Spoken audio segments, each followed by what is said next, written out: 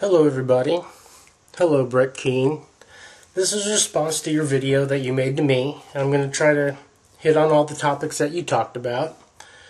For starters, my name, Cosmic Zen. I've been Cosmic Zen since before YouTube existed.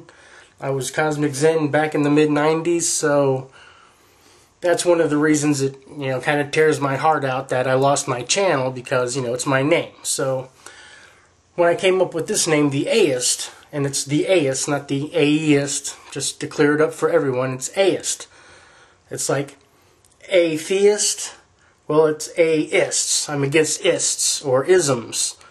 If one were to look up what an ism is, it's a philosophical idea. And I'm against them all. They all have flaws. There are a couple that I do subscribe to, but even they have flaws, but it's impossible to escape all the isms. And the isms that I'm about is pacifism. But anyway, that's what the atheist means. It's being under the philosophy of atheism, which I think I invented. And Cosmic Zen, kind of self-explanatory. Cosmic, the cosmos, Zen, at one with. So I'm at one with the universe. Cosmic Zen.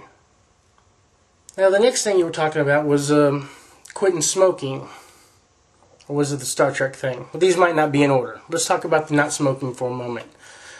Now, I used to be a heavy chain smoker. I would steal cigarettes from my dad and pass them out at the Cub Scout meetings until I was, about 13 or so when I started getting my own. 13-year-olds could buy cigarettes back then.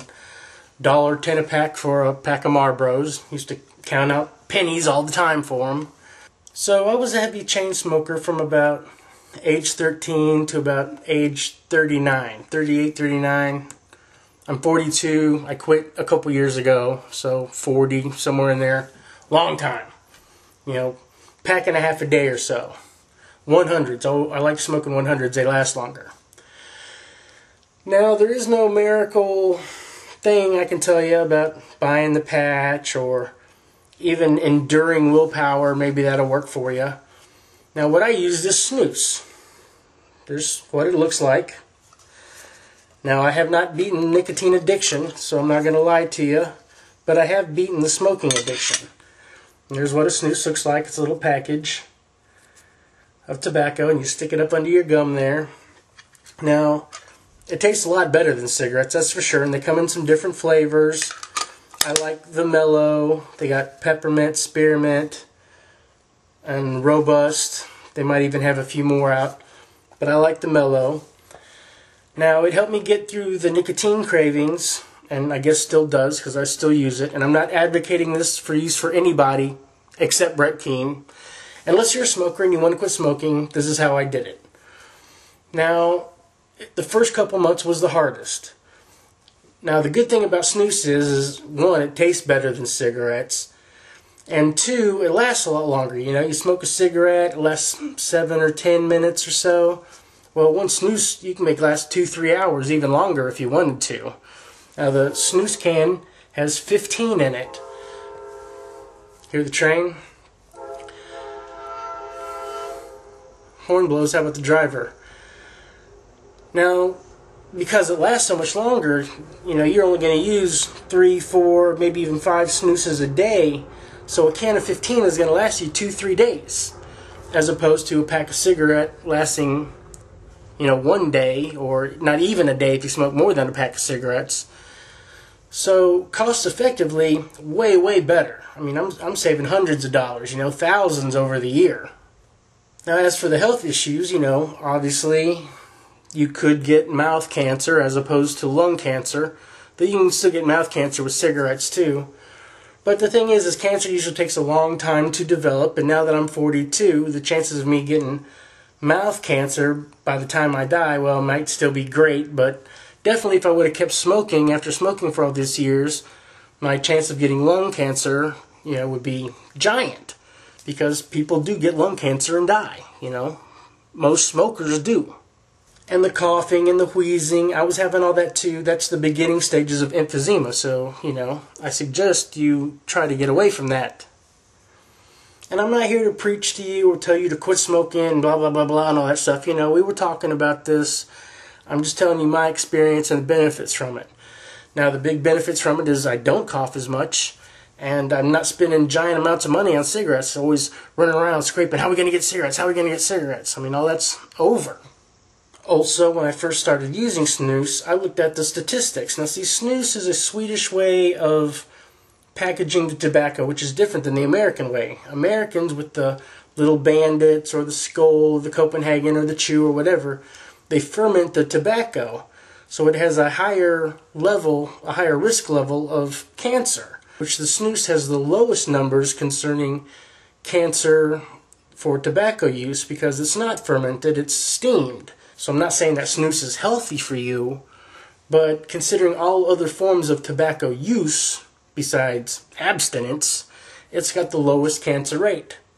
Now, if you did go the snus route or some other tobacco substitute, you stick it out for the first couple months, and that's the hardest, you know, that's no kidding, no lie, because you're breaking the habit. You're breaking the habit of doing this and doing this and doing this and having something to do all the time, and, oh, I'll do that when I'm done with the cigarette. You have sort of a time distortion because you got to start doing things not based on smoking a cigarette. But if you can hold out for a couple months, you know, there's no rules here. Stop for a couple months, go buy you a pack of cigarettes and make it a point to smoke all those cigarettes in the same day. Because if you leave yourself one for the next day, then you're starting the habit again. You smoke all those cigarettes the next day, the first one you're going to smoke is going to taste horrible. The second one's going to taste horrible. And you know, it's just a bad experience. You start to feel that nasty smoke in your lungs and in your mouth. And you're like, how could I have been doing this all this time? After that is when you start to really notice the tastes and smells of other things have actually improved once you've deprived yourself of the tobacco use and then tried it again. Can you get a perspective on what it's actually doing? Now, I did that after 2 months, and still, you know, my brain was wanting to smoke. After 6 months, I got another pack, smoked them all in one day, and it's horrible.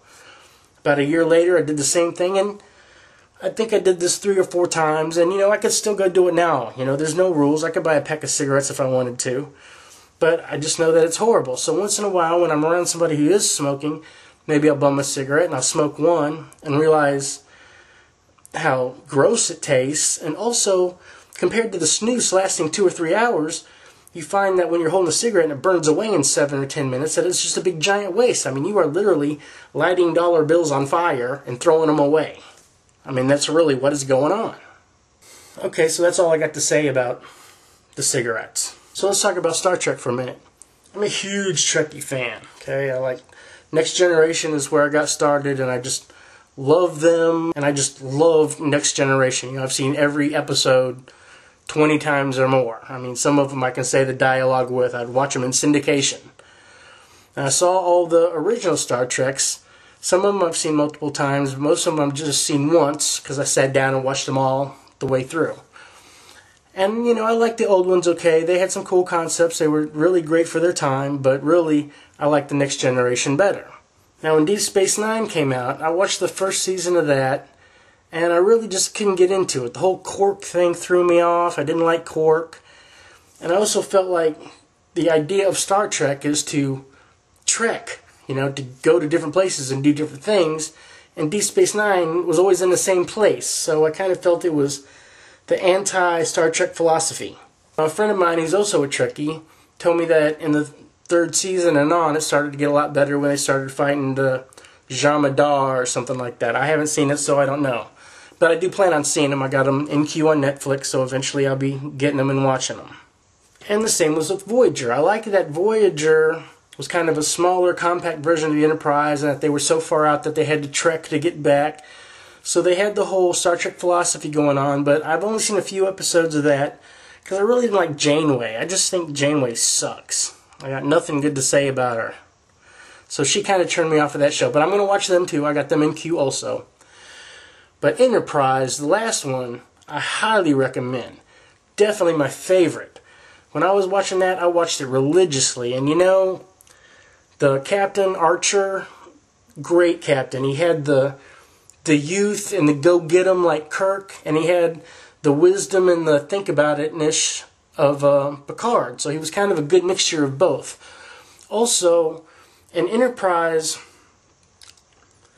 it was before Starfleet and before the Prime Directive and before they had teleporters that worked and the phasers and the photons, and almost each episode of Enterprise you got to see how all the elements that built up to what became Star Trek was first employed, and I just thought that was very interesting. They were very good to keep with the Star Trek universe and the things that they did in the show. I just loved it. And I think that T'Pol, oh, my favorite Vulcan of all time. I mean, she was so freaking hot. I mean, wow. And, you know, she dabbled in different things with emotions and stuff because she was like the first Vulcan to be exposed to a human crew. There was an episode where she encountered some rogue Vulcans who did away with logic and was just going total emotion and everything. So it was very interesting to see how she was coping with emotions and stuff as a Vulcan. And because she was the first Vulcan to be in a human crew, it got to show the development of the human-Vulcan relationship with two governments, as well as on the crew. And if you watch Enterprise to the end, the very last episode is when they formed Starfleet. So it was very cool how they talked about the warp drives, how it was scary to go through the transporters, like, oh, it would be crazy to have your body taken apart and zapped and put somewhere else. I mean, all the stuff that Star Trek takes for granted in the future, you know, it was new to them. So I thought that was very cool. Another thing that was very cool is that they dealt with a lot of the races and species that were around Earth or closer to Earth, whereas in Star Trek and Star Trek Next Generation, they were already pretty far out there. Here in Enterprise, they're talking about the Vulcans and the Andorians and just different races that are relatively a lot closer to Earth. So I thought that was real cool because these races were the ones who developed the Federation. Okay, what else were we talking about? Video games. Now, I am too addicted to some of these Facebook apps. I've went through a bunch of them. I'm on hold on some of them. I really want to try to weed them out of my life, but there's still some that I'm just very addicted to. Now, I've got the Ultimate Farm in Farmville, and I haven't played Farmville in about a week or two. Just got a little burnout on it. Castle Age, I'm almost level 300, a little bit burnt out on that. Fishville, I used to love Fishville, but I'm just tired of clicking all the time, you know what I mean? Now, right now I'm into Cityville. I love Cityville, so I'll probably play that one for a while. And I got Empires and Allies, which I'm kind of liking. It's kind of like Cityville with armies, so that's kind of cool. But compared to some other war games I've played, it's maybe a little elementary. So I don't know how long I'm going to hang with Empires and Allies, but I am playing that for now. And then you just got me started on The Sims this morning. Now, I've played other Sims in the past, and this one does seem a little elementary compared to some of the more exotic ones that you would play like on a PlayStation or whatever else. But I've been hugely addicted to The Sims in the past, so I'm probably going to give this a shot and play it for a little while. You asked for everyone's opinion about the game videos you make. I don't know, people might like watching the game videos you make. I'm pretty much more interested in everything else but that. I mean, I like playing the games, but I don't really need reviews of games. I would like to play Warcraft. I'm too poor to afford Warcraft. I'm sure if I had it, no one would ever hear from me again because I'd be playing it all the time. I don't even know why you're dabbling in any other thing if you've got Warcraft capability. That seems, or World of Warcraft, whatever, seems to be the thing. So I haven't played it, but everybody I know that has played it just lives on it. So it seems like it's a pretty cool thing. I don't know. I used to be real into D&D back in the day. Does that make me a geek? I'm okay with that. Whatever. I'm the coolest geek on earth. You know, I remember before video games even started, I had a Commodore 64 and an Atari and Nintendo and PlayStation 2, probably a couple other ones back in the day. Never had a PS3. I'm poor as dirt. And it was about the time that my PS2 broke is when I started focusing on making YouTube videos. So I went from playing the games to having the camera. I went with the camera instead of the game station. So I hope that, you know, I'm spreading the word of free thought and critical thinking and all that stuff to the world. Maybe I can do something better than just sitting there playing games all the time. But now I'm sitting there playing Facebook games all the time, so, you know, what? I would like to get back into more video making, and I'm glad you kind of sparked me on to make this video. So to everyone else who's out there, one of the problems I'm having in making videos, it's not writer's block or anything. I've got ideas upon ideas and notebooks of ideas, and I want to do some comedic things and some surrealistic stuff. And I got a whole bunch of stuff in store. But for the most part, a lot of the time of my video making, at least for the past couple of years, is that I've tried to educate people and help people have a higher understanding of different things, free thinking, atheism, whatever else, anarchy. But since I'm not debating and taking on opposition like I did with my original channels, which I'm still all about, I've been mostly speaking to other free thinkers and trying to help them along in their ideas and how to communicate the ideas of the religions being wrong and whatever else. But I've come to a point where there's kind of a disconnect because I don't know what my viewers know. I mean, I don't know what kind of level of understanding most of the people who watch me are on. So I get to be like, well, should I do a video about this? Maybe they already know about this. Should I do a video about this? Maybe they already know about this. Because I've seen so many videos. I mean, I've seen a shitload of freaking videos, man. And I don't want to rehash somebody else's thing. And I don't necessarily want to rehash my own thing. I want to do new things. I'm certainly not done talking about atheism, but, you know, kind of what is the point of talking about atheism to other atheists if they're already, you know, deconverted or whatever? Maybe I should take on some Christians again. I don't feel like being attacked by Christians again. But my initial intent when I first started making videos was to enlighten people to atheism, because I do think that religion is one of the biggest problems of the world. And I'm sure many of you have probably seen the church videos I make on Blip. You know, I work with the church, and my videos aren't seen so much by the congregation, but are seen by students who are learning theology. I'm a minister of theological oversight, and so I'm pointing out things that a normal Christian can't see, because Christians usually take for granted what the Bible say. They read what it is, and they don't use a whole lot of comprehension and critical thinking when they're reading these things. So I feel like I'm doing a lot of good in educating an entire generation of future priests and preachers on, you know, the ludicrousness of the religion. You know, maybe some of them will be deconverted. Maybe they counter my arguments in class, whatever else. I don't know. I don't care. I feel like it's a good opportunity to get the word out to people who are about to be spreading the religiosity upon other people. So I feel that that is a good way to fight the good fight. And maybe I should take the time to do more here on YouTube. Maybe I should build another inventory of the atheist arguments, since all mine disappeared long ago. I mean, I can make a lot better videos now than I could back then. I think about that a lot. Perhaps what I should do is find me a Christian and have a debate or dialogue with them and start the ball rolling again. I mean, YouTube has kind of a cycle. People come to YouTube and then they go from YouTube. So maybe there's a whole new wave of people who haven't seen all the old atheist arguments and things anymore, and it's time to pull all that stuff back out and shred the arsenal upon the non-thinking. Now that I have quite a bit of experience behind me, you know, maybe I can do it calmly without cussing people out and stuff. I mean, I can still get in people's faces and stuff, but I don't necessarily have to belittle them and humiliate them so much, because I have, you know, volumes of logic. Though it ceases to amaze me how the religious people, no matter how much logic you put in front of them, they will just use their anti-logic and changing the subject and talking about a topic here that's unrelated to a topic here, and then throwing in what they think is fake about science that displays their anti-education about sciences. And oh man, now I'm kind of way off the topics we were talking about, but whatever, man. We're just buds talking it out, right?